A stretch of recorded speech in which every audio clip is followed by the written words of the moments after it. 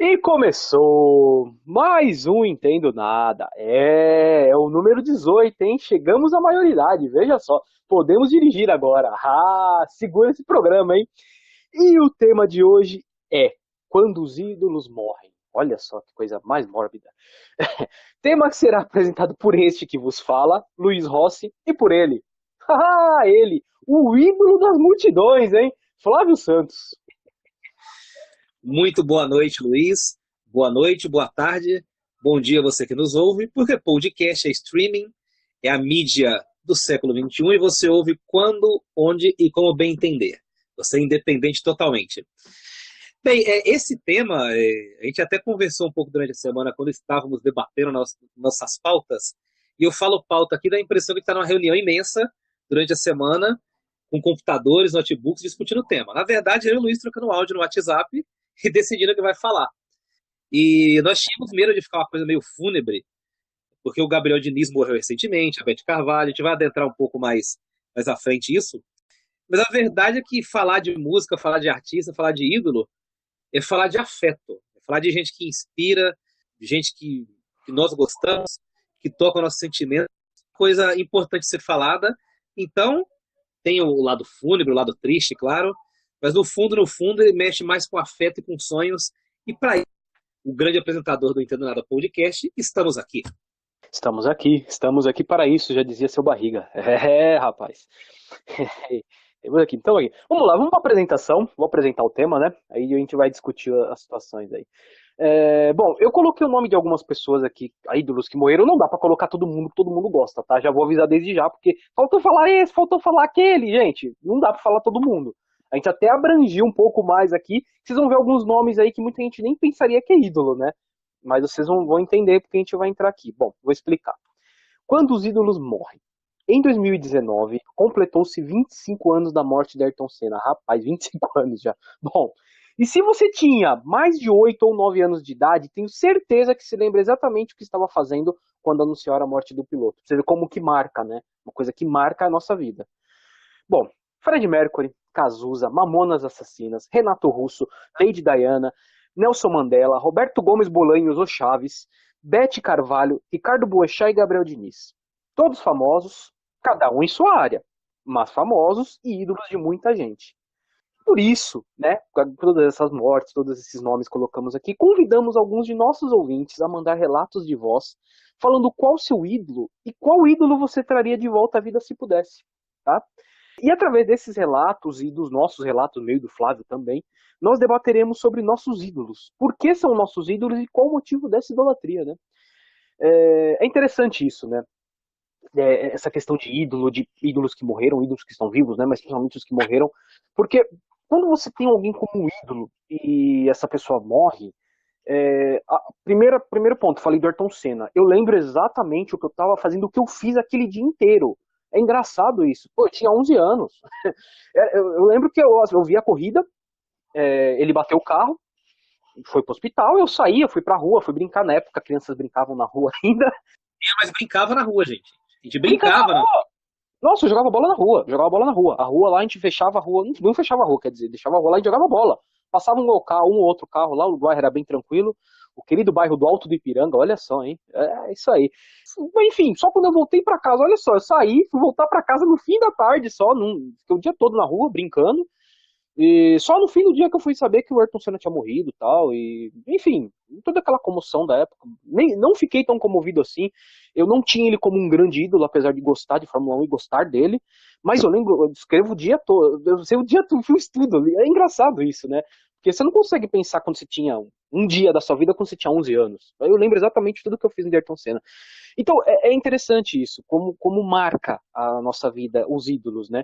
E como eu falei, o Ayrton Senna nem é um grande ídolo meu. Eu tenho um outro grande ídolo que faleceu, que é o Roberto Gomes Bolanhos, que era o Chaves. Gente, quando eu soube que ele morreu, pra mim foi um negócio, sabia, ele tava velho, ele tava doente, enfim, toda aquela coisa que a gente sabe, é racional, ele vai morrer uma hora. Eu tive, suei, suei pelos olhos, como diz o outro por aí, né? Bastante, cara. Foi uma coisa, foi um choque. Parecia que alguém da minha família tinha morrido.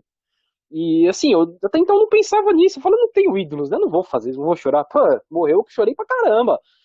E é interessante isso, porque muita gente tem o seu ídolo, por algum motivo gosta da pessoa, e a pessoa, você vê, forma um negócio na sua vida forte, né? E o Roberto Gomes Bolanhos era um. Flávio, qual a sua relação com os ídolos? Olha, eu ao longo da minha vida nunca tive uma idolatria por alguém assim. Quando eu falo idolatria, eu não tô falando daquele negócio de fã-clube, de ter pôster, aquela coisa mais intensa. Eu não tenho uma relação assim, de admiração por figuras artísticas. Eu tenho admiração por obras artísticas. Pela obra que o cara deixa. A minha proximidade é muito maior nesse aspecto. Por exemplo, o Senna, eu lembro quando ele. É o chatão aqui falando, é o chatão cult, né? Que não tem idolatria, né? O Senna, por exemplo, eu lembro que o Senna era tão genial que ele me fez torcer pelo Schumacher, porque eu assistia as corridas de Fórmula no domingo e não tinha absolutamente graça nenhuma, porque o Senna ganhava tudo. Ele ganhava assim de ponta a ponta as corridas. Para quem vê a Fórmula 1 hoje em dia, vê o Lewis Hamilton, vê a Fórmula Indy, não tem noção do que o Senna fazia naquela época, porque hoje os carros eles praticamente seguiam sozinhos. Eles têm uma tecnologia absurda. Na época do Senna, não, eram carros modernos, mas nem tanto. E existia assim, muito, muito braço do piloto. Só que o braço do piloto Senna era muito melhor que o braço dos outros pilotos. E fazia uma diferença absurda. E só para registrar aí como foi a morte do Senna para mim, e depois sim ele se transformou em ídolo, porque eu tomei dimensão do que ele era, eu lembro de duas coisas. Eu indo com meus pais ao velório dele no Ibirapuera, Olha foi só. ali na. Eu não sei se foi na Assembleia ou se foi no Ibirapuera, na Assembleia Legislativa ali de frente. E eu lembro muito bem que eu cheguei lá com meus pais, a gente não sabia onde terminava a fila. E tava uma confusão tão grande aquele dia, porque não tem tantas imagens, não tinha um celular nem nada do gênero. Eu lembro até hoje que eu vi uma menina ser pisoteada na fila por um cavalo da Polícia Militar. Porque o pessoal tava tentando furar a fila, aquela multidão, a polícia interveio de um jeito bem enérgico, até enérgico demais para a situação, para a comoção. E uma menina foi pisoteada pelo cavalo, uma criança. Eu nunca esqueço disso. E também me lembro muito bem que o meu tio sim tratava ele como ídolo. Meu tio, que hoje é pai do meu afilhado, que tem 14 anos. E eu recebi a notícia e ele me ligou, um telefone fixo que tinha na época, e perguntou como estava o Senna. Eu não sabia como dizer para o meu tio, como falar para ele, porque para o meu tio era como se fosse um parente, uma pessoa muito próxima. Mas assim, antes de a gente começar a falar dos relatos, abordar outros temas aqui, eu quero fazer um registro e fazer uma homenagem a uma pessoa, um artista, que não chegou a ser ídolo musical de quase ninguém. Porque, infelizmente, esse artista morreu aos 38 anos de idade, e quando gravou o segundo disco, esse artista morreu no meio da divulgação do disco. Nas primeiras semanas que ele foi lançado nas lojas. Que é o Branca de Neve. Você vai ouvir falar de Branca de Neve aí, você vai achar que a Branca de Neve comeu a maçãzinha e desmaiou lá, e apagou, por conta da maldade da bruxa com a verruga no nariz. Mas na verdade esse Branca de Neve era um cantor negro, negro, retinto mesmo, que cantava samba rock. E ele era um cara genial, ele era um cara que tinha uma voz muito bonita, depois eu vou postar um link na página do Branca de Neve. Ele tocava surdo, tocava violão, tocava guitarra, tocava vários instrumentos, e criou batidas para esses instrumentos, e ele foi o grande divulgador do samba rock. O grande inventor aqui no Brasil foi o pai dos meninos do KLB. Foi ele que inventou o samba rock nos anos 60 aqui no Brasil. Pouca gente sabe disso também. E o cara que espalhou o samba rock foi o Jorge Benjor, no disco Samba Esquema Novo, nos anos 60. Mas depois o samba rock deu uma caída e o Branca de Neve ajudou a resgatar esse samba rock. E ele morreu muito cedo, aos 38 anos de derrame, quando estava divulgando o segundo disco. Mas mesmo assim, deu tempo dele inspirar toda a geração do pagode dos anos 90. Se você pegar uma música do Branca de Neve no YouTube, pegar uma música do Raça Negra, ou dos Travessos, ou de outros grupos aí, do pagode dos anos 90, você vai ver que a batida de guitarra, de violão, de surdo, é praticamente idêntica. E muita desse pessoal não dá crédito ao Branca de Neve, infelizmente. E eu queria fazer esse registro de um cara que não chegou a ser ídolo, mas que ajudou uma geração inteira de pagodeiros e sambistas a ser ídolo nos anos 90. Então ele foi o grande motor e a grande pedra angular da idolatria do pagode dos anos 90, e tem que ser feito esse registro aqui. Branca de Neve, grande ídolo silencioso que pouca gente conheceu. Eu realmente também não conhecia. Você me mostrou essa semana, você me mandou, né? Eu não conhecia, ouvi algumas músicas e realmente o cara. Eu não conhecia essa história toda. Você está contando essa história agora que eu vi, eu não sabia de tudo isso também. Muito interessante, muito interessante. Eu vou atrás, vou procurar mais. E o samba rock é um ritmo muito legal mesmo. Jorge Benjor, por exemplo, era o cara que era só Jorge Ben, né? Virou. Jorge Benjor virou nos anos 90, porque lá naquela época era só Jorge Ben.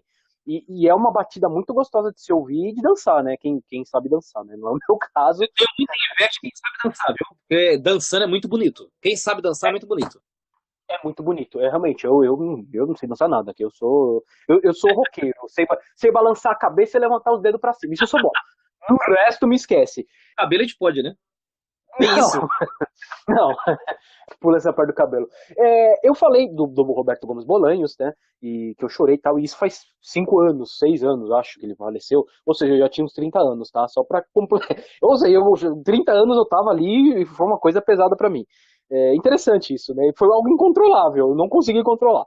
Mas assim, eu não seria o Roberto Gomes Bolanhos que eu traria de volta. É interessante, né? Por ser um grande ídolo meu. Eu traria uma outra pessoa. Eu traria o Ramon Valdez, que é o Seu Madruga. Porque, porque ele morreu em 88.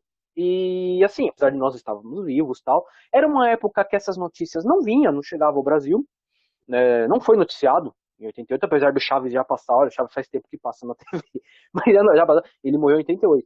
E assim, então a gente não viu, não soube da morte dele. A gente, se duvidar, tem gente que acha que ele tá vivo ainda, né? Mas assim, pois é, né? Então seria uma pessoa que eu pensei assim, quem que eu gostaria de trazer para aqui bater um papo? Então eu pensei no Seu Madruga, pensei no Sérgio Buarque de Holanda, olha só, eu sou historiador, gente, eu adoraria conversar com o Sérgio Buarque de Holanda. Eu adoraria. Seria uma conversa etílica, seria uma conversa etílica. E os dois Nelsons brasileiros, né? O Nelson Gonçalves e o Nelson Rodrigues, ó.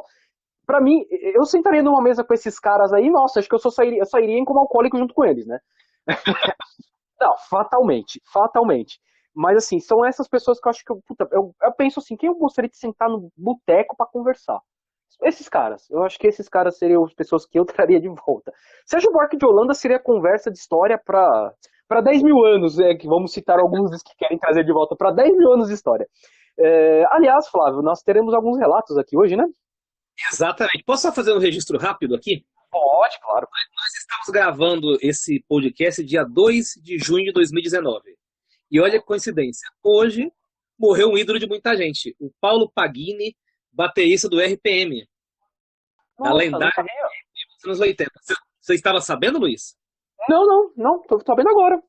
Morreu hoje à tarde com o mote do programa. Vou até ler a notícia aqui que eu vi no site R7.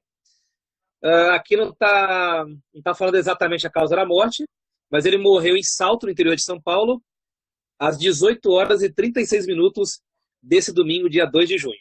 Então, infelizmente, mais um ídolo passou para o outro lado e certamente vai deixar muitas saudades aí do pessoal. Olha, Flávio, não querendo te desmentir, mas eu acabei de abrir aqui no UOL e tem uma notícia dizendo que a assessoria do RPM nega a morte dele.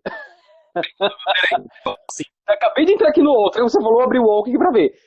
Tá dizendo que não, então a assessoria tá negando isso. Então, na verdade, o programa está fazendo o que se propôs, está ressuscitando ídolos. Agora teve uma morte real aqui. Teve uma atriz, eu não conheço a atriz, uma moça chamada Gabi Costa, trabalhando na novela Órfãos da Terra. Morreu agora à tarde aos 33 anos. Órfãos da Terra é a novela que tá passando, aliás. O nome do personagem é Nazira. Nossa, que coisa. 33 anos, olha. Nossa, que programa mórbido esse nome. Vai acabar chorando no programa. Olha, é bom a gente parar aqui, que senão a gente vai matar mais gente. É um programa sobre morte, tem gente morrendo durante o programa. Bom, vamos voltar no programa. Chega de matar todo mundo aí. Voltamos ao programa. Então, temos uns relatos de alguns ouvintes. Vou colocar o primeiro, e ela fala de uma pessoa que eu nem lembrava, eu tinha esquecido que essa pessoa tinha morrido, e ela falou, falei, caramba, ele morreu, é verdade. Vai lá. Boa tarde, pessoal. Meu nome é Camila, tenho 33 anos e moro em Caieiras, interior de São Paulo. Certamente um artista que eu ressuscitaria seria o Chorando Charlie Brown Jr. O cara era um poeta, suas letras eram impactantes, conscientizava positivamente a vida das pessoas. com certeza foi um artista muito importante do rock brasileiro. Bem, eu achei interessante o relato da Camila, porque o Chorão, ele foi o Charlie Brown Jr., de uma forma geral, foi uma banda muito interessante porque ela conseguiu, ao mesmo tempo, adotar uma postura antissistema e cantar dentro do sistema. Porque ao mesmo tempo que o Chorão mandava foda-se a sociedade, ao mesmo tempo ele gravava música para Malhação, junto com o Charlie Brown Jr. Então ele era um poeta, eu ouso chamá-lo assim, que andava dos dois lados. E eu não acho isso nenhum crime, eu acho que é uma questão de sobrevivência, e o cara tem que andar de todos os lados mesmo para pagar as contas e comprar o leitinho das crianças. Eu acho que ele tem um lirismo muito interessante, letras muito interessantes. Ele, para mim, tá no mesmo nível aí de Renato Russo, de Cazuza, desses caras dos anos 80. E ele conseguiu surfar da música analógica para a música digital. Ele pegou o período do CD, no final dos anos 90, e conseguiu vir para os anos 2000 ainda relevante. É uma pena que ele morreu muito cedo. Eu acho que era um cara que valeria a pena também voltar. Eu concordo com a Camila. Eu acho também um cara. Nossa, eu concordo com tudo que você falou. É um cara do mesmo tamanho de todos esses roqueiros da década de 80. Pra mim não tem por que tirar, tá no mesmo nível ali, Cazuza, Renato Russo. Ele só falava de maneira diferente. Só isso, eu escrevia, a poesia dele era de maneira diferente, mas pra mim tá no mesmo nível. E realmente é uma perda assim que, nossa, né, eu lembro quando foi, eu falei, caramba, né? Eu não era um super fã do Charlie Brown, eu gostava de ouvir umas musiquinhas gostosas de ouvir. Não, e ele realmente sabia falar para jovens e não só falar, como ele também protestava junto com os jovens, né? Ele fazia com cantores de rap.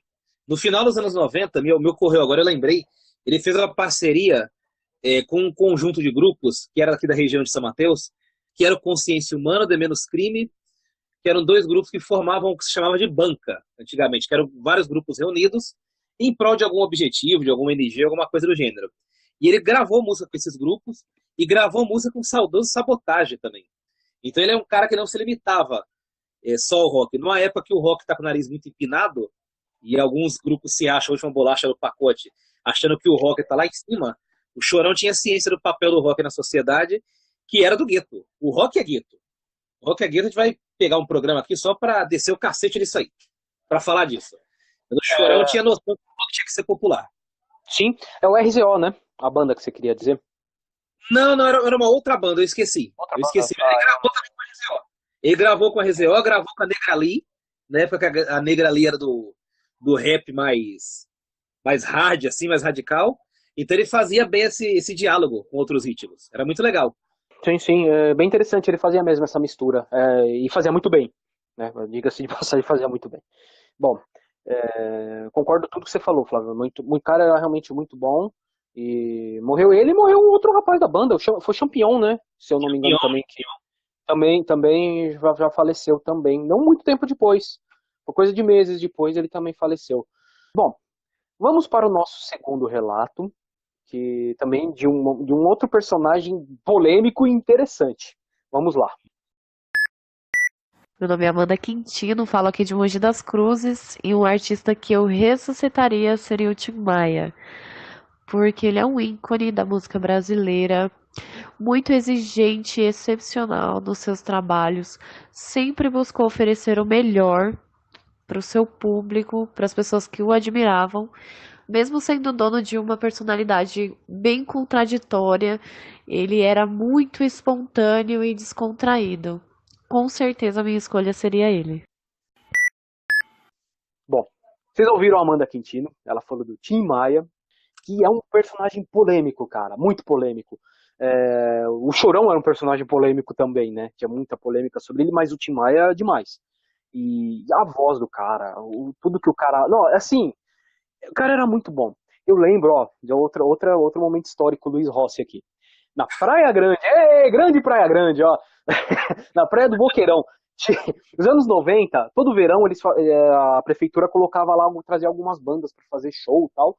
E um ano chamaram Tim Maia, cara. Acho que em 96. 95 ou 96. Chamaram Tim Maia. Eu fui lá ver, eu fui lá assistir. Eu não tinha lá muita noção ainda de música e tal. Mas eu fui lá assistir e eu lembro, nossa, o cara. Eu não sei quantas mil pessoas tinha naquela praia, mas tinha gente pra caramba. E assim, e poucos meses depois ele faleceu, né? Foi muito tempo depois que ele veio, né, falecer. Então isso me marcou muito. Eu não era tão.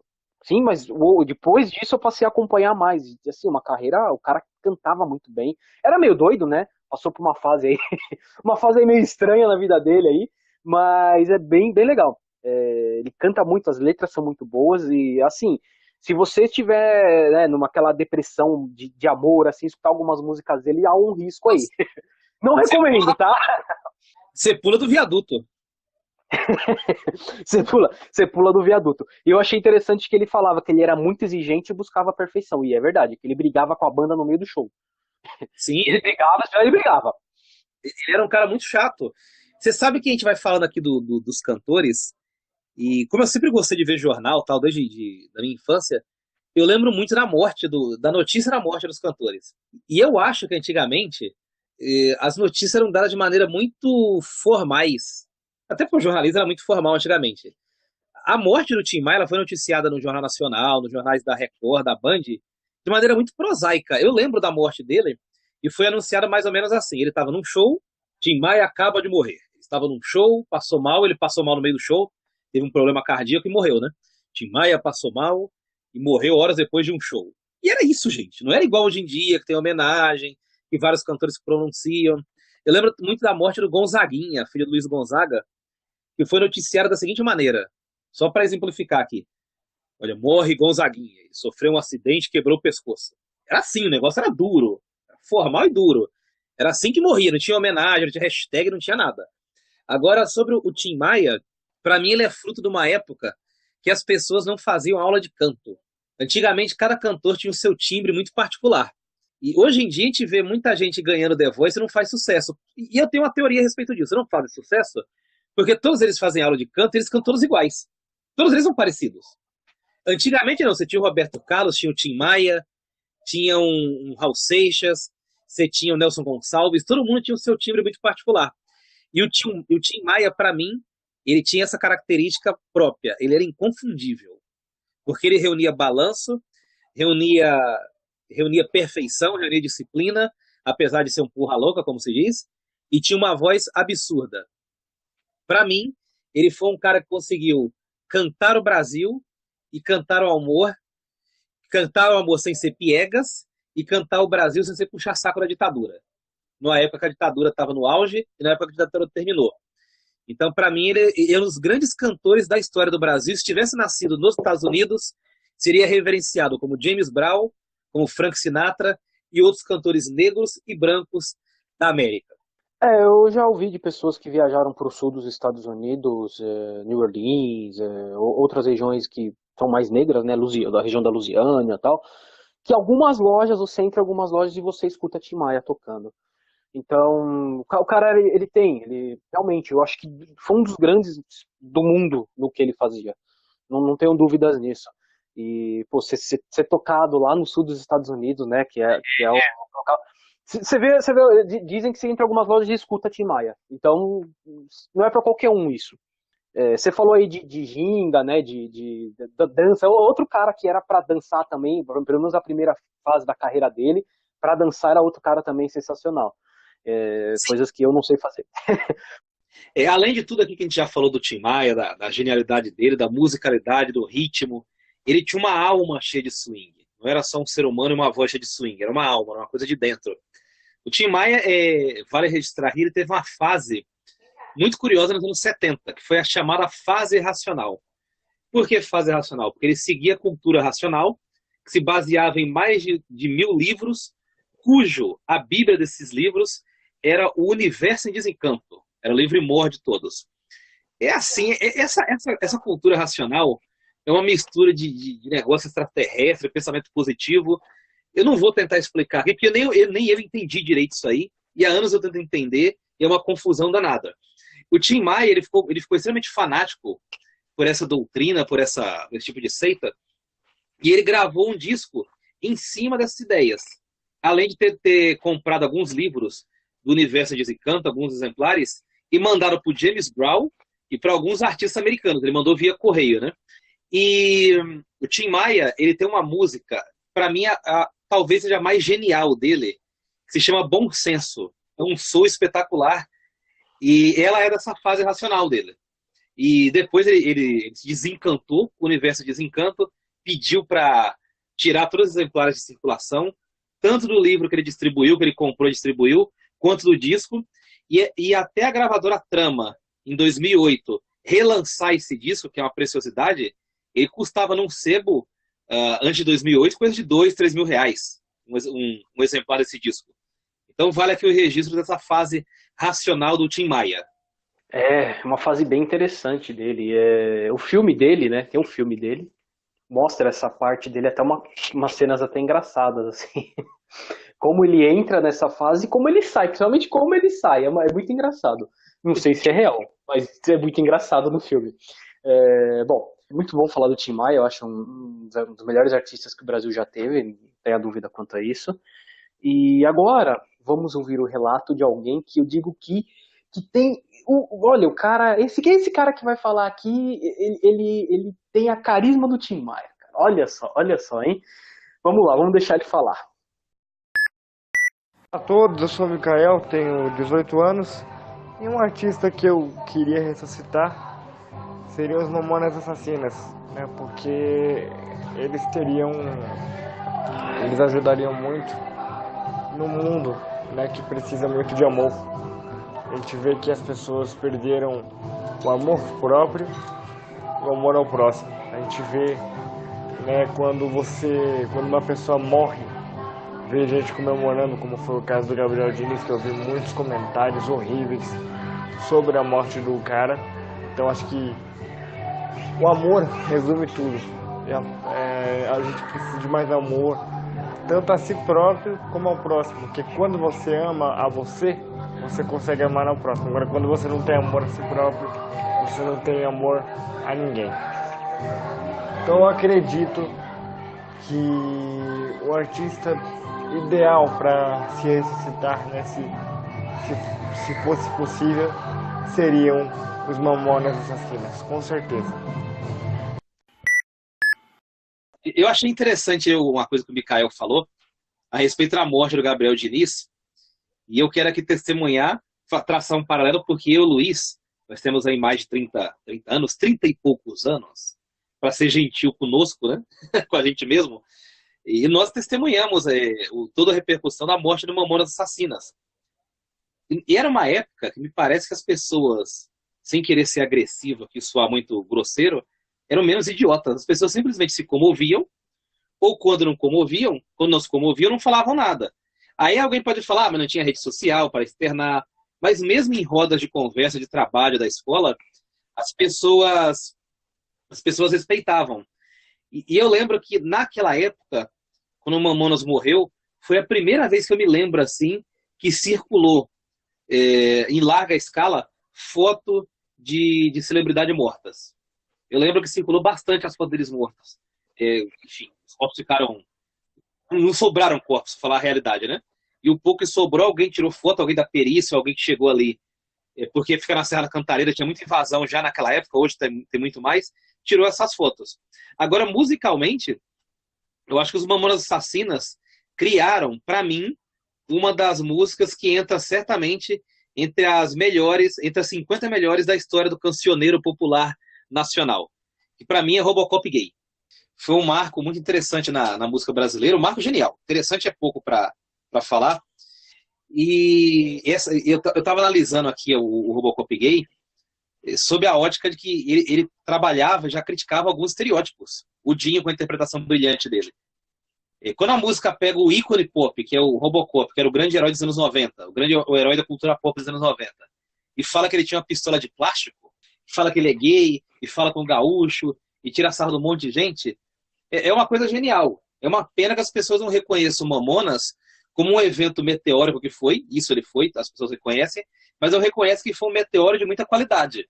Uma coisa escrachada, uma coisa despojada. Para mim tem um antes e depois dos Mamonas, porque depois dos Mamonas bagunçou tudo de vez, todo mundo pôde falar o que queria, e para mim eles foram um grande marco de genialidade da música e da criatividade brasileiras. Não, concordo plenamente.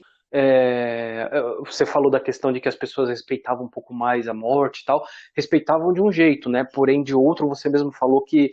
E eu lembro de ter visto essas fotos dos Mamonas, né? De quando houve a queda do avião. E assim, um detalhe mais mórbido ainda dessa questão. Não existiam celulares, não existia internet praticamente no Brasil. Então, a gente via com as fotos reveladas, cara. Eu não sei exatamente como, não sei exatamente como, pô, eu vi na escola, um professor mostrou pra gente. Olha, sem brincadeira, sem brincadeira. Eu lembro, um professor de educação.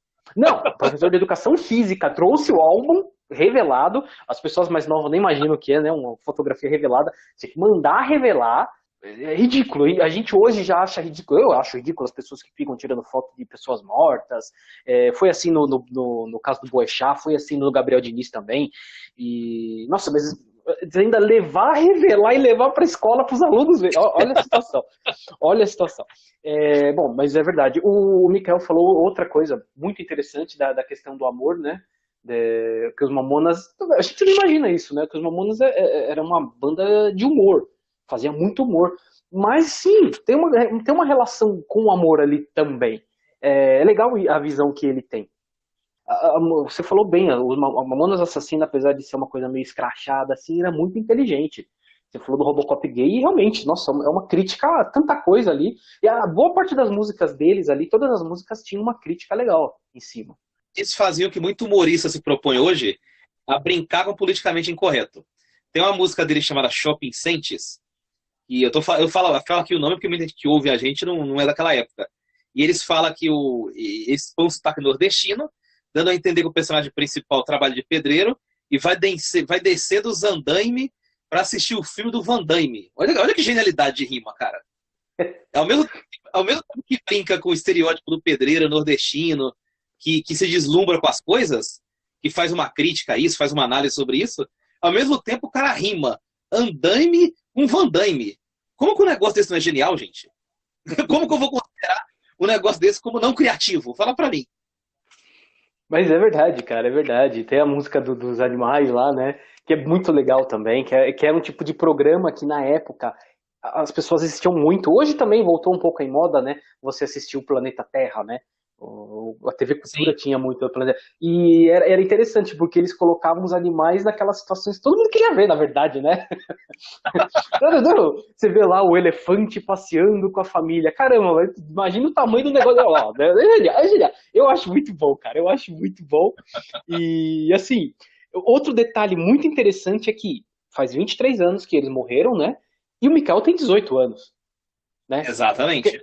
Assim, então eles morreram e continua vivo, né? A música deles continua viva, com aquele humor e tudo mais. Outro detalhe mais interessante ainda, a música de fundo que o Mikael estava ouvindo, genial a música, falando de amor e ouvindo aquela música. Olha que beleza, hein? Esse é o Mikael, cara. O Mikael é o galã, eu vou dizer aqui, é o nosso ouvinte mais galã. Disso eu não tenho dúvida, Flávio. Nenhuma, nenhuma. Eu também não. E depois, Mikael, por favor, mande um áudio contando que música era essa que você estava ouvindo aí de fundo, porque nós ficamos curiosos. A gente ouviu o seu áudio, achou sua opinião brilhante para variar, mas o áudio chamou nossa atenção. Essa trilha sonora de fundo. Sim, sim, é que eu não lembro o nome da música, realmente. Eu até mostrei pra minha esposa, ela falou, cara, eu sei que música que é, mas eu não lembro quem canta, não lembro, não consigo lembrar. Muito bom o relato do Mikael, muito legal, e me chamou a atenção isso, dele ter 18 anos e os Mamonas já terem morrido há 23, né? Aliás, é outro dia que eu me recordo muito bem, desde que eu recebi a notícia, me lembro o dia todo, tudo que eu fiz durante o dia todo. São algumas mortes, né, de ídolos que marcam mesmo a gente, da gente lembrar exatamente tudo que a gente estava fazendo no dia. Bom, vamos falar agora de um outro personagem, na verdade serão dois relatos, tá? Vamos colocar os dois relatos seguidos que as pessoas falaram da mesma pessoa. E esse, apesar de eu estar vivo quando ele morreu, já era vivo, mas eu não lembro. Realmente a morte dele eu já não lembro mais, já não me vem na memória. Vamos lá, vamos rodar os dois relatos. Sou Rafael Feitosa, moro aqui em Artur Alvim, zona leste de São Paulo. Um artista que eu gostaria que estivesse vivo para acompanhar um show, suas ideias, é o Raul Seixas. Ouvi bastante por influência dos meus pais, né? Sempre fui apaixonado por suas letras. E nesse momento conturbado da política, até gostaria de ouvir as ideias dele referente a esse lado de esquerda, lado de direita. Dizia que ele tinha uma simpatia pelo PT, aí fica naquele disse que me disse, né? Eu gostaria de saber realmente a ideia dele. Por conta da inteligência que ele tinha, acredito que influenciaria muitas pessoas. Olá, gente. Eu sou a Viviane Severino. Eu moro em Mogi das Cruzes, São Paulo. Olha, tem muita gente para ressuscitar, mas hoje eu vou ressuscitar o Raul Seixas, que foi um inverso, que por meio da música, né, ele causou muitas desconstruções nas pessoas. Então, vai aí Raul Seixas, né? Vale ressuscitar ele, dentre outros. Um beijo, tchau, tchau.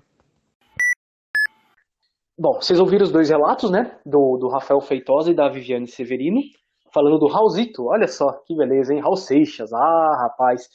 E me chamou a atenção no que o Rafael fala, é como seria se ele estivesse vivo nos momentos atuais.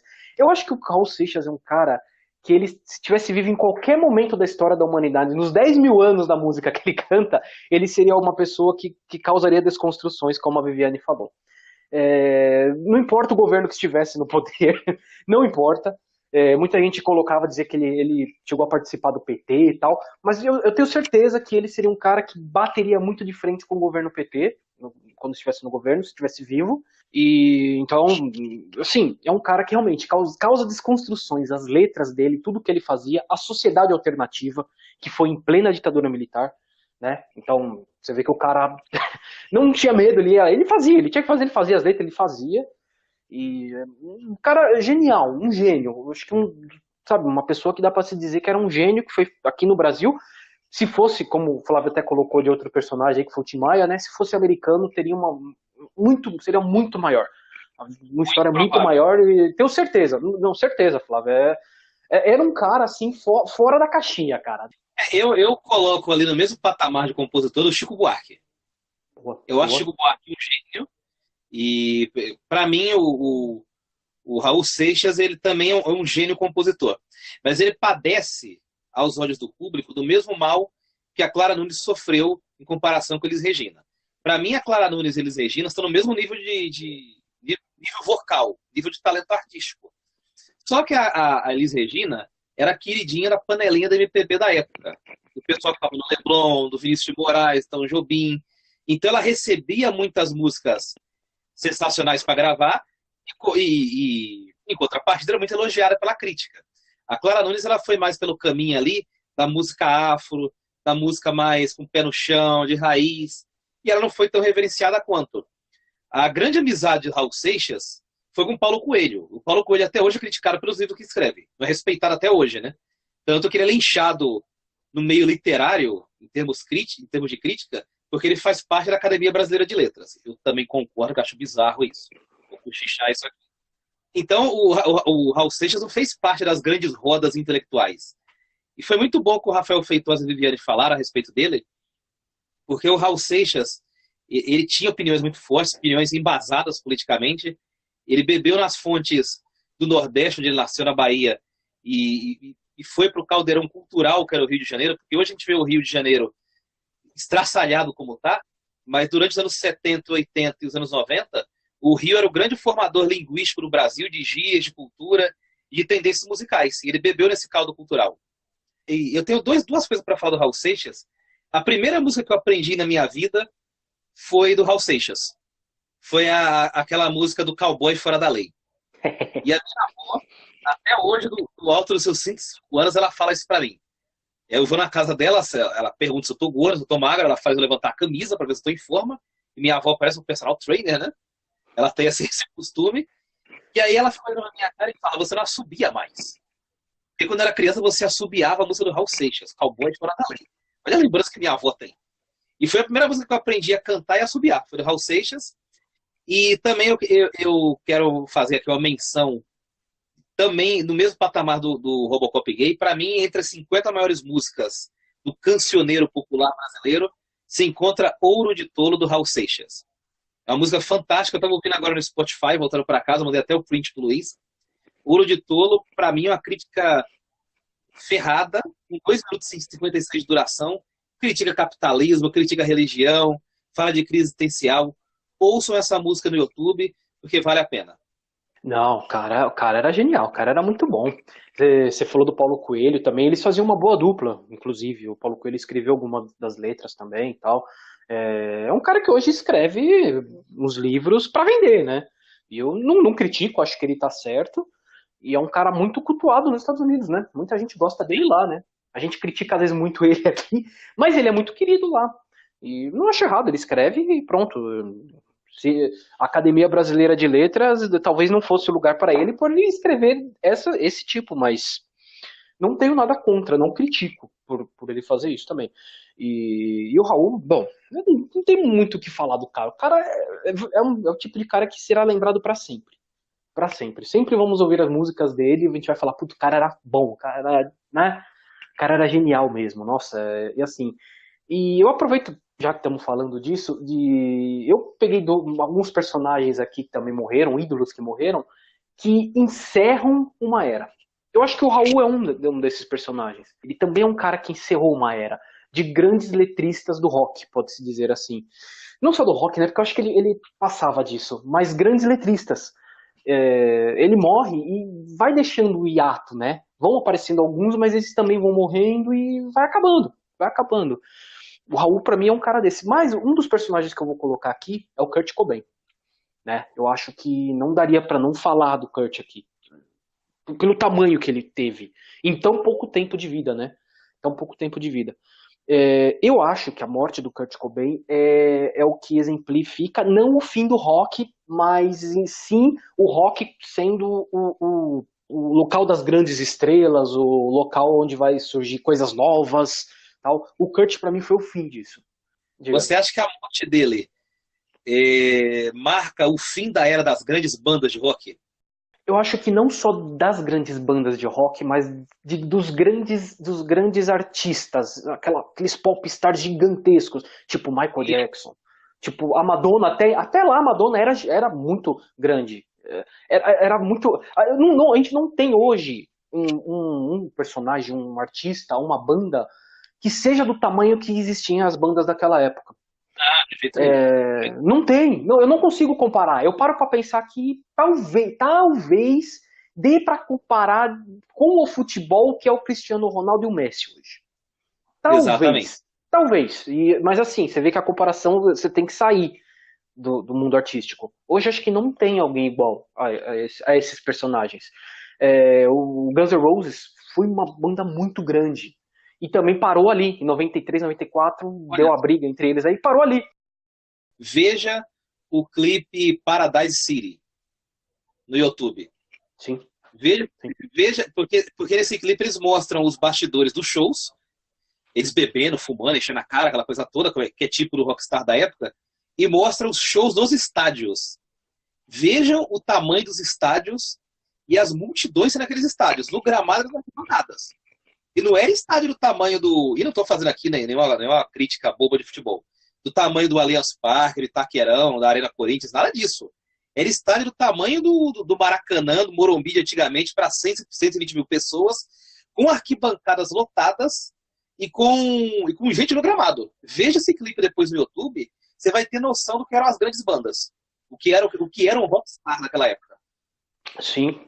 Rockstars e os popstars, né? Como eu falei, o Michael Jackson e a Madonna, por exemplo, também era algo gigante, assim. Era gigante, realmente. O Iron Maiden, por exemplo, o Rock in Rio no Brasil, primeiro Rock in Rio, o segundo Rock in Rio também. O Iron Maiden falou que foi a primeira vez que eles tocaram para 300 mil pessoas. Olha o tamanho do negócio. A gente não consegue mais. 300 mil pessoas. Então, eu acho que o Kurt foi o fim dessa era. Ali acabou essa era das grandes estrelas, tal. E eu sou roqueiro, gosto muito de rock and roll, mas colocando um pouco de história aí nesse meio, né? Eu acho que a década de 90, que nós vamos tratar em algum episódio logo a gente vai tratar sobre a década de 90, que eu acho que é legal tratar. Ela vai acabando o século XX ali, é o momento da transição. E o rock and roll, para mim, na minha opinião, é o que a música clássica é pro século XIX, século XVIII, vai ser o rock and roll pro século XX. vai ficar marcado como aquela coisa do século XX. A gente sempre vai tocar as músicas, a gente sempre vai ver bandas covers, e pouca coisa nova vai surgir no rock and roll, infelizmente. Infelizmente, eu que sou roqueiro, me dói falar isso, mas é a verdade, cara. Pouca coisa vai surgir disso.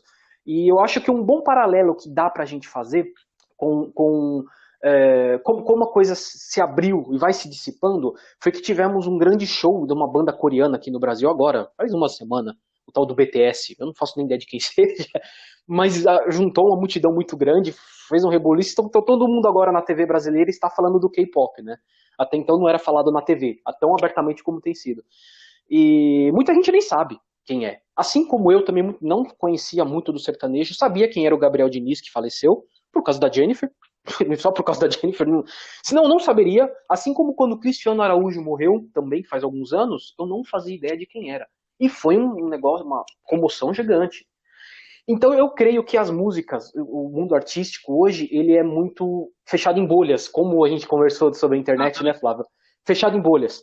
Então, o mundo artístico hoje é fechado em bolhas.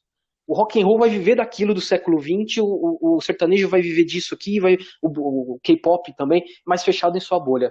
E é um fenômeno muito curioso, porque me parece, de uma forma geral, que hoje o meio artístico, por conta da internet, a morte das gravadoras não acabou com os dividendos e lucros dos artistas, pelo contrário, me parece que aumentou. Hoje parece que o mundo artístico ele gera muito mais dinheiro. Antigamente, quando um artista tinha um jatinho, todo mundo parava para olhar. Verdade. Hoje os caras cantam 6 meses no meio sertanejo, principalmente, e já tem jatinho. Eu acho impressionante que um monte de artistas hoje tem jatinho. Hoje também saiu uma notícia que o Jay-Z, enquanto marca, Jay-Z, o marido da Beyoncé, a marca Jay-Z atingiu hoje, a marca artística só, atingiu hoje o valor de mercado de $1 bilhão. E eu tô falando de que esses caras geram dinheiro, e concordo com o seu argumento que não são tão conhecidos, não são tão pop stars como antigamente, e a prova disso é que se a gente colocar o Jay-Z no Viaduto do Chá, ou na Praça 7, ou na Avenida Copacabana, eu tenho certeza que a maioria das pessoas ele não vai saber quem é Jay-Z. Por quê? Porque ele gera muito dinheiro dentro da bolha dele. É curioso isso. As bolhas, elas são muito fortes, talvez porque elas reúnem muito fãs engajados e que consomem muito, né? Então me parece que esse fenômeno das bolhas, ao mesmo tempo, ela não gera rock stars, pop stars, em nível mundial, em nível nacional, mas gera dentro das bolhas. Como foi o caso do Cristiano Araújo, do Gabriel Diniz, como é o caso do Jay-Z, como é o caso da Rihanna. A Ivete Sangalo, não. A Ivete Sangalo é um tipo de ídolo à moda antiga, que todo mundo conhece. Mas me parece que essas bolhas, mesmo a princípio, olhando de fora, sendo esquisitas, né, na era da internet, elas são muito lucrativas para artistas. E eu fico impressionado, repito aqui, de ver quantos artistas hoje em dia têm jatinho. Antigamente, para o cara ter um jatinho, tinha que ser o Roberto Carlos, o Amado Batista. Amado Batista, o pessoal tira sarro hoje. Quer dizer, puta fenômeno o Amado Batista, gente. É um dos maiores vendedores de discos da história do Brasil. E era só esses caras que tinham jatinhos. Hoje em dia, o cara faz duas músicas falando de Camaro Amarelo, tem jatinho. Camaro Amarelo, minha nossa. Eu ainda coloco que tem mais 2 personagens que quando morreram pra mim também foi o fim de uma era, que é o Fred Mercury e o Cazuza.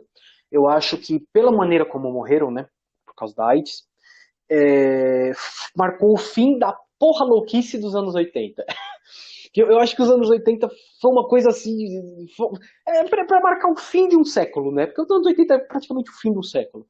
E marca bem isso, né? Marca bem isso. Assim como os anos 20 foram os loucos anos 20, eu acho que os anos 80 foram os loucos anos 80. Foi doido, tudo aquilo é maluco, tudo aquilo é doido. Tudo que a gente vê, você olha e fala, cara, isso é doido, isso não teria como existir hoje. E eu acho que a morte dos dois tem muito a ver com isso. O fim disso. Não só deles dois, tem muita gente morreu famosa, morreu de AIDS na década de 80 e início de 90. Então, mas os dois eu acho que foram os grandes ícones, o Cazuza pro Brasil, claro, né? E o Fred Mercury mundialmente. E o Fred Mercury é outra personagem que você falou, né, do Jay-Z. O Fred Mercury, se você colocasse ele na Praça da Sé, ou se você colocasse ele em algum ponto da África, ou na Inglaterra, ou nos Estados Unidos, na Austrália, todo mundo saberia quem era o cara. Então, você vê como você vê como mudou. Todo mundo saberia que era ele, é o Fred Mercury. Caramba, é o Fred Mercury. Todo mundo ia correr, ia querer um autógrafo, tirar foto. Na época eu não tirava foto, né? Não era tão fácil assim. Hoje você tiraria selfie, mas pediria autógrafo e tal. E você vê como muda, né? O próprio Axl Rose, falando dos Guns N' Roses, qualquer lugar que ele fosse, ele seria reconhecido. Então mudou. Eu acho que a morte do Kurt muda essa questão artística, e pra mim o Fred Mercury e o Cazuza é o fim da porra louquice da década de 80. Divisor de águas. Os divisor de água, é isso, divisor de água, e os anos 90 foi um grande divisor de águas, e a gente vai debater isso logo logo, hein? Vai vir aí um episódio aí pra gente debater os anos 90, vai ser bem interessante. É isso, Flávio. É isso. Por mim, fechamos pelo menos essa parte do programa e toquemos em frente. Como diria o Almir Sater. Vamos lá, vamos pra melhor parte desse programa. Todo mundo adora essa parte, cara, é incrível. Todo mundo adora ouvir ele e falar disso, porque nós vamos agora para o Isso Não Existe. Como especialista, eu posso garantir. Isso não existe. Bom, gente, o Isso Não Existe de hoje é sobre uma pessoa que morreu, mas passa bem. Olha só. é um artista que morreu, mas passa bem. Paul McCartney. Passa muito bem. Não, passa muito bem. Oh, cara, eu queria passar bem que nem ele, ter morrido que nem ele, né? Eu queria ter morrido que nem ele. Bom, vamos lá. Paul McCartney morreu em 1966. Olha só, gente. Caramba, então quem é esse cara que tá aí, esse velho que tá aí cantando até hoje aí, né? Bom, vamos contar a história como ela é. É o seguinte, existe uma teoria, né? Que Paul McCartney morreu em 66 e foi substituído por uma outra pessoa, tá? Olha só a situação, Flávio. Olha a situação. Foi substituído. E não feliz com isso, os Beatles, claro, colocaram várias easter eggs, né? Hoje se fala easter eggs, né? Easter eggs em seus discos, nas capas dos discos, e quando você girava o disco ao contrário também falavam-se algumas coisas. Olha só. Os Beatles queriam esconder isso, mas colocavam os easter eggs nos seus discos para que as pessoas descobrissem. Sei lá, né? Vai entender.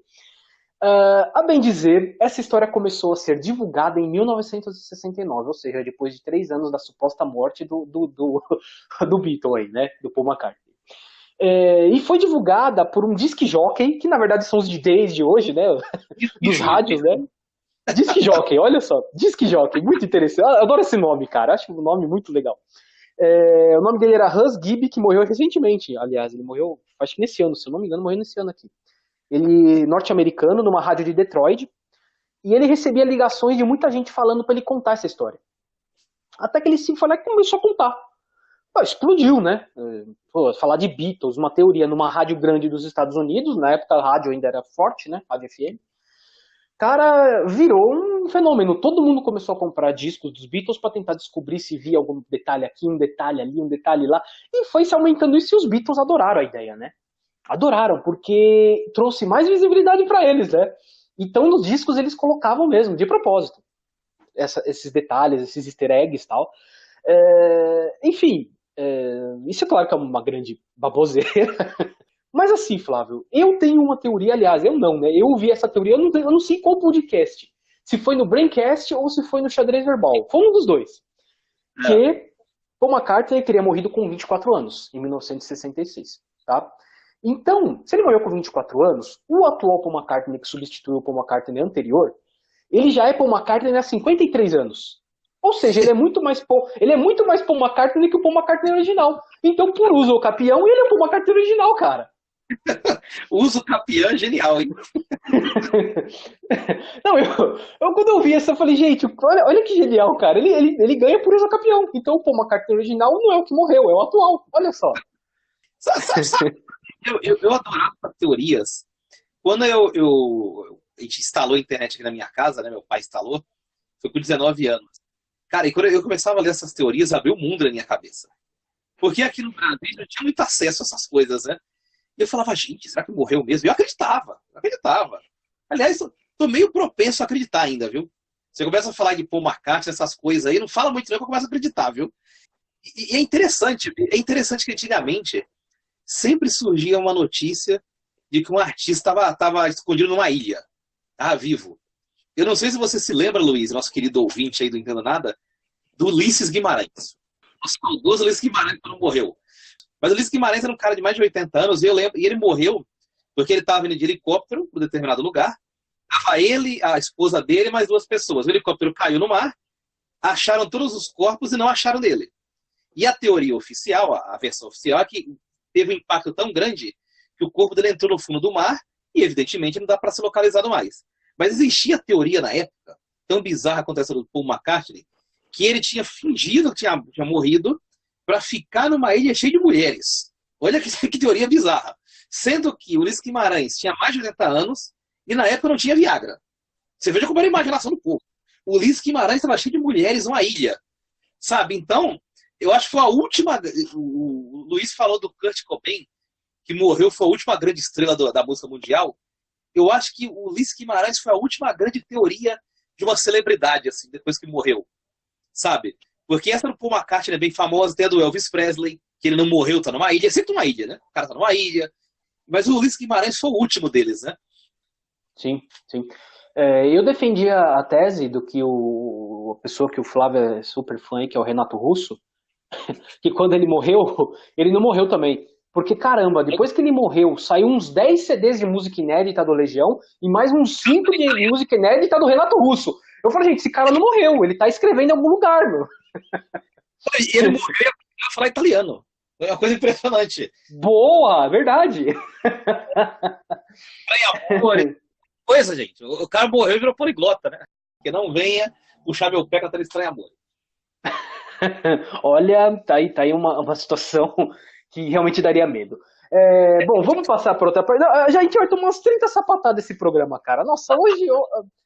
Esse episódio a gente vai tomar sapatada, cara. Putz, esse aqui vai ser legal. Então, antes de tomar sapatada, vamos passar para as dicas culturais, vai, Flávio? O nome do documentário, anota aí. Metal, uma jornada pela história do heavy metal. Anotou aí? Tô parecendo locutor de rádio FM dos anos 90, hein? Pedindo pro cara anotar em casa. E por que eu indiquei esse documentário? Porque além de ser fabuloso contar a história do metal e de várias grandes bandas, o Luiz foi muito feliz quando citou aí a história delas, do Guns N' Roses, enfim. É a oportunidade de você ver ali na tela vários artistas, entre aspas, ressuscitados. Porque eles começam ali pelos anos 60, com Led Zeppelin, AC/DC, e chegam até o começo dos anos 2000. Então você tem a ressurreição, mais uma vez, entre aspas, eu digo, de vários grandes artistas do heavy metal. É um documentário bom para quem é fã, bom para quem conhece superficialmente o rock. Eu gosto de rock, mas eu sou daqueles caras que briga por banda, que conhece a história, cada divisão e cada vertente do rock. Eu sou um fã moderado, vamos assim dizer, e curtir, e também pro leigo. Então, o documentário que eu indico, a minha dica cultural é essa: Metal, uma jornada pela história do heavy metal. Boa, boa. E eu não assisti ainda, hein? Você deu a dica aí, eu vou procurar para assistir. Porque eu curto, né? Eu sou o cara do heavy metal aqui. Mas a minha dica cultural, eu vou falar do filme Cazuza. Né? Eu acho que foi um dos personagens que a gente citou aqui hoje, que é um bom filme nacional, bem produzido, a história é muito boa.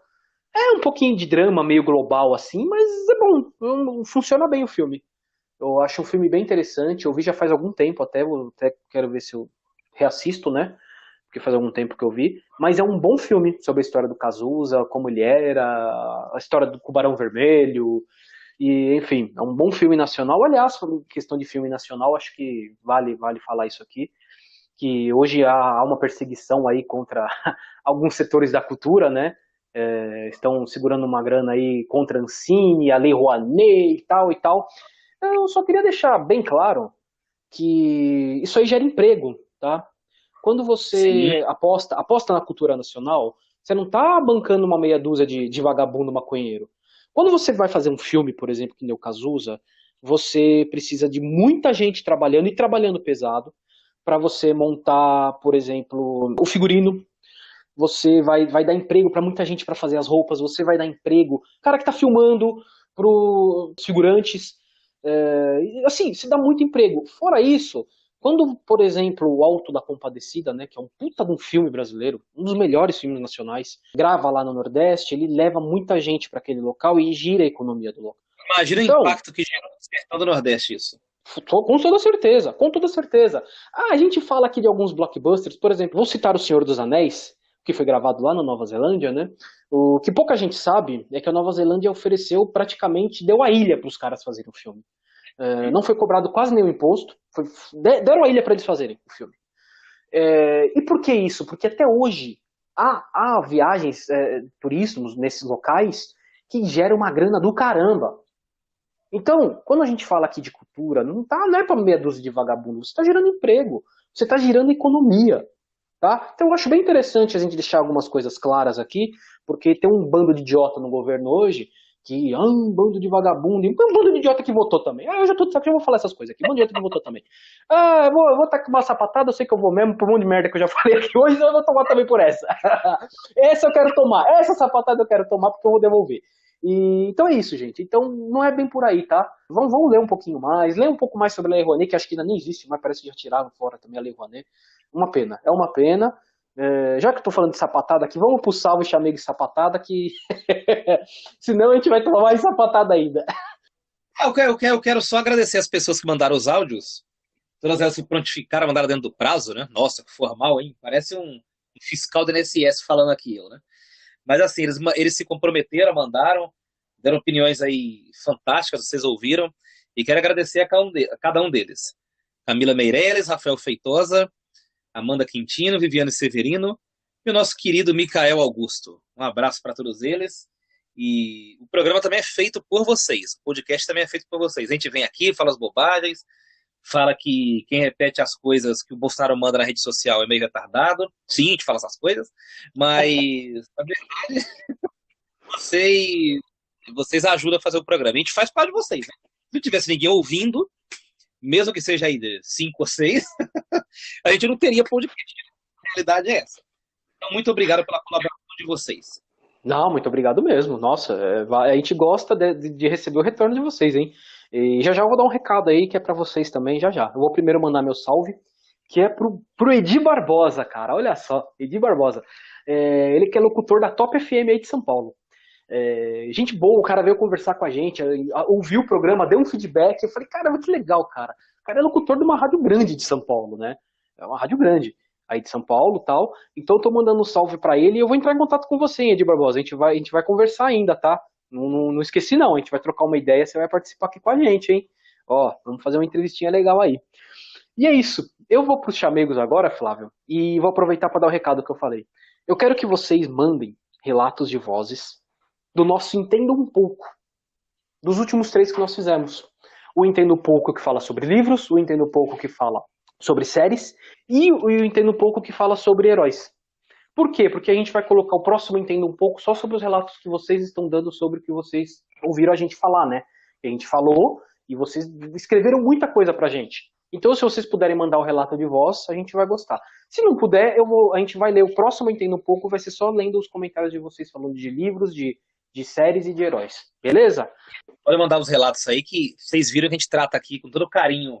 Isso aí não é hipocrisia, não. A gente trata com todo carinho cada relato de vocês e cada opinião aqui é muito respeitada e a gente fica feliz porque as opiniões são muito embasadas. Eu quero mandar também um salve aqui, com atraso, né, porque já passou a sessão, o César Vieira. É o nosso ouvinte que manda os maiores e melhores comentários, tanto no YouTube quanto na nossa página. Abração, César Vieira. E não se esqueça, você vai dar entrevista aqui pra gente também, igual o Demetrios. Que, inclusive, vocês são conhecidos, né? Se conhecem. É interessante, né? Ele se conhece, cara. Eu não sabia dessa. Muito interessante, Demetrios foi o nosso entrevistado da semana passada. Foi um baita programa. Recebi também algumas coisas escritas sobre o programa. A Simone Gomes mandou pra gente também. Muito legal o que ela escreveu pra gente, falando sobre a questão da Turquia, porque ela estuda a língua turca. Olha só, né? Então, e ver essa questão de culturas, né? De que você dá muito valor a uma e não olha para outra, né? E ela passa por isso estudando turco. Muito legal, gostei mesmo, Simone. Valeu por ter mandado o relato lá de você também. E é isso. Essa semana não tivemos sapatadas, mas eu tenho certeza que semana que vem a gente vai ter. A gente vai ter sapatada. Tenho certeza que a gente vai ter. Então é isso, Flávio. Vamos para o encerramento? Vamos às tratativas finais, é isso? Vamos encerrar? Isso. Os canais de contato. Vamos lá. Se vocês quiserem mandar o relato de vocês ou escrito, vocês podem mandar no e-mail entendonadapodcast@gmail.com. Pode mandar pelo Facebook Entendo Nada Podcast ou pelo Instagram @entendonadapodcast. O Twitter, o @EntendoN Podcast, porque não dava para escrever Entendo Nada Podcast, então ficou Entendo N Podcast. E o nosso canal do YouTube, que ainda não tem um link próprio para vocês acessarem, eu peço para que vocês entrem lá, procure pelo Entendo Nada Podcast e inscreva-se no canal, para a gente atingir um certo número, para a gente poder colocar um link nosso lá. Aí vai ficar mais fácil para vocês interagirem com a gente, até porque a gente vai produzir alguma coisa em vídeo ainda esse ano aqui, viu? Podem aguardar aí que alguma coisa vai sair. Certo, Flávio? Certíssimo. Agora sim são as tratativas finais. Não, eu só queria falar que a coisa funciona tão bem que eu abri o notebook aqui para ver o roteiro, né? Que o Luiz elabora. E o notebook ligou só agora no final do programa. Uma coisa fantástica. Agora a tela do notebook ligou. Só queria partilhar esse tema com você que está nos ouvindo.